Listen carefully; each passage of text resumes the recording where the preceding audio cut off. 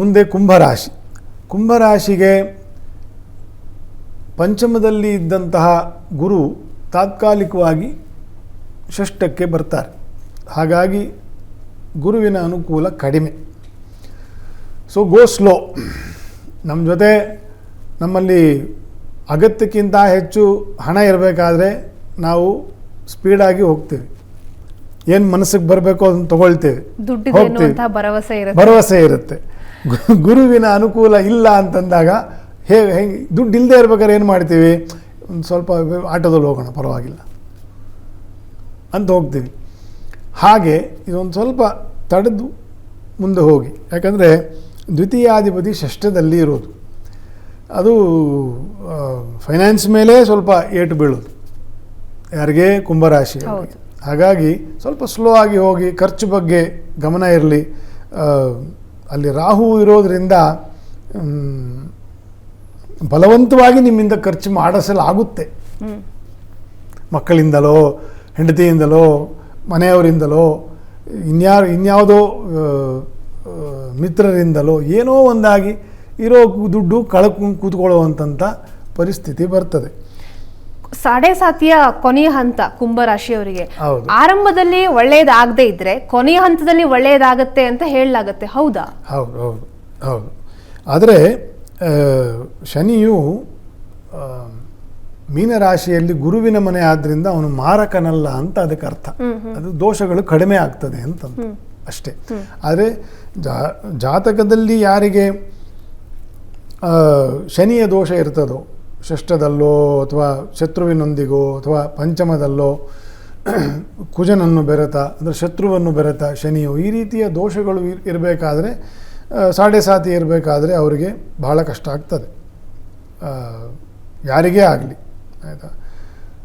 So ದ್ವಿತೀಯದಲ್ಲಿ ಶನಿಯ ವಕ್ರಿ ಸಂಚಾರವು ಇರೋದರಿಂದ ಕುಂಭರಾಶಿಗೆ ಕೆಲವೊಂದು ಕೆಲಸ ಕಾರ್ಯಗಳಲ್ಲಿ ಟೆಕ್ನಿಕಲಿ ಸ್ಪೀಕಿಂಗ್, ಎಂಜಿನಿಯರಿಂಗ್ ಲೈನಲ್ಲಿರೋರು, ಡಿಜಿಟಲ್ ಲೈನಲ್ಲಿರೋರು, ತಾಂತ್ರಿಕ ಕೌಶಲವನ್ನು ಹೊಂದಿರತಕ್ಕಂಥ ಜನ, ಇವರಿಗೆಲ್ಲ ಬೇರೆ ಬೇರೆ ಅವಕಾಶಗಳು, ಬೇರೆ ಬೇರೆ ಅನುಕೂಲಗಳು ಆಗ್ತಕ್ಕಂಥದ್ದು ಫಲ ಉಂಟು ಶನಿಯ ದ್ವಿತೀಯದಲ್ಲಿರಬೇಕಾದ್ರೆ. ಗುರುವಿನ ಬಲ ಇಲ್ಲದೆ ಇರೋದ್ರಿಂದ ಸೊ ವಾಚ್ ಯುವರ್ ಫೈನಾನ್ಸಸ್, ಭಾಳ ಹುಷಾರಾಗಿರಿ, ಹಣದ ಮೇಲೆ ಜಾಗೃತರಾಗಿರಬೇಕು. ಆಯಿತಾ? ಮತ್ತು ಮಾನಸಿಕ, ನಾನು ಪದೇ ಪದೇ ಹೇಳ್ತಾ ಇದ್ದೀನಿ, ಜನ್ಮದಲ್ಲಿ ರಾಹು ಇರಬೇಕಾದ್ರೆ ಸೊ ಮಾನಸಿಕವಾಗಿ ಕಿರಿಕಿರಿ ಅಥವಾ ಅಸಮಾಧಾನ ಜಾಸ್ತಿ ಆಗ್ತದೆ. ನಾವು ಅದನ್ನು ಪ್ರಾಣಾಯಾಮದಿಂದಲೂ, ಒಂದು ಕಟಿಬಸ್ತಿ ಇದು ಏನು ಭಸ್ತ್ರಿಕಾ ಪ್ರಾಣಾಯಾಮದಿಂದಲೂ, ನಾಮಸ್ಮರಣೆಯಿಂದಲೂ, ಯೋಗಾಸನ ಮಾಡ್ತಕ್ಕಂಥದ್ದು, ಈ ರೀತಿಯ ಒಂದು ಒಳ್ಳೆ ಅಭ್ಯಾಸಗಳಿಂದ ನಮ್ಮನ್ನು ನಾವು, ನಮ್ಮ ಮನಸ್ಸನ್ನು ಶಾಂತವಾಗಿಟ್ಕೊಳ್ಳೋಕ್ಕೆ ನಮಗೆ ಅದು ಪ್ರೇರಣೆ ಕೊಡ್ತದೆ. ಗುರುಗಳ ದರ್ಶನ, ಅವರ ವಾಣಿಗಳನ್ನು ಕೇಳಿಸ್ಕೊಳ್ತಕ್ಕಂಥದ್ದು, ಈ ರೀತಿಯ ಒಂದು ಪದೇ ಪದೇ, ಅದಕ್ಕೇನು ಗ್ರಹಾರಿಷ್ಟಕ್ಕೆ ಅಂತಂತ ಮಾಡೋದಲ್ಲ, ಅದರಿಂದ ಎಲ್ಲದಕ್ಕೂ ಒಳ್ಳೆಯದೇನೆ. ಆದರೆ ಜನ್ಮದಲ್ಲಿ ರಾಹು ಇದ್ದಾಗ people will become more aggressive ಮತ್ತು ಇಂಪಲ್ಸಿವ್ ಕೂಡ ಆಗ್ತಾರೆ. ಹೆಣ್ಣು ಮಕ್ಕಳಿಗೆ ಹೆಚ್ಚು ದೋಷ ಜಾಸ್ತಿ ಆಗ್ತದೆ. ಈ ರೀತಿಯ ಅಂದರೆ ಮಾನಸಿಕವಾಗಿರ್ತಕ್ಕಂಥ ಕ್ಷೋಭೆ ಅಂತ ಏನು ಹೇಳ್ತೀವಿ, ಇದು ಜಾಸ್ತಿ ಆಗ್ತದೆ. ಅನಾವಶ್ಯಕವಾಗಿ ಅದು ತಪ್ಪು ಅಭಿಪ್ರಾಯಗಳಿಗೆ ಕಾರಣವಾಗಿ ಸಂಬಂಧಗಳಲ್ಲಿ ಒಡಕು ಮೂಡ್ತಕ್ಕಂಥದ್ದು, ಇದೆಲ್ಲ ಜನ್ಮ ರಾಹುವಿನ ಸಮಸ್ಯೆ ಆಗ್ತದೆ. ಹಾಗಾಗಿ ನಾಮಸ್ಮರಣೆ, ಧ್ಯಾನ, ಪ್ರಾಣಾಯಾಮ, ಈ ರೀತಿಯ ಸದಭ್ಯಾಸಗಳನ್ನು ಸ್ವಲ್ಪ ಹೆಚ್ಚು ಮಾಡಬೇಕು.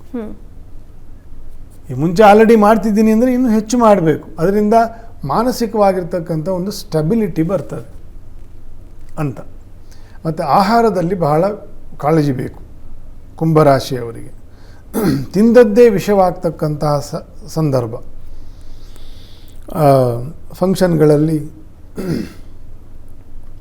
ನಾನಾ ಖಾದ್ಯಗಳನ್ನು ತಿಂದು ಬಿಡೋದು, ಅದು ಅಜೀರ್ಣಕ್ಕೂ ಅಥವಾ ಅದರಿಂದ ದೋಷ ಬರ್ತಕ್ಕಂಥದ್ದು, ಇದೆಲ್ಲ ಸಾಧ್ಯತೆಗಳು.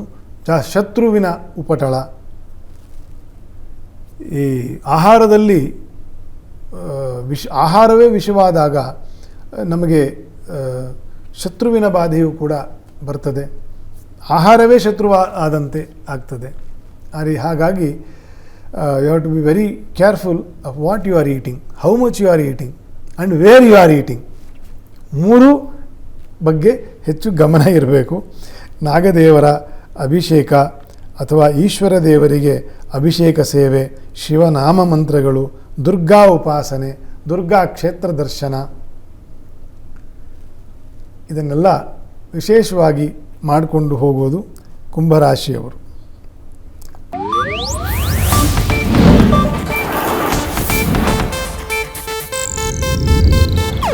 ಇದು ಏಷ್ಯಾನೆಟ್ ನ್ಯೂಸ್ ನೆಟ್ವರ್ಕ್ ಪ್ರಸ್ತುತಿ.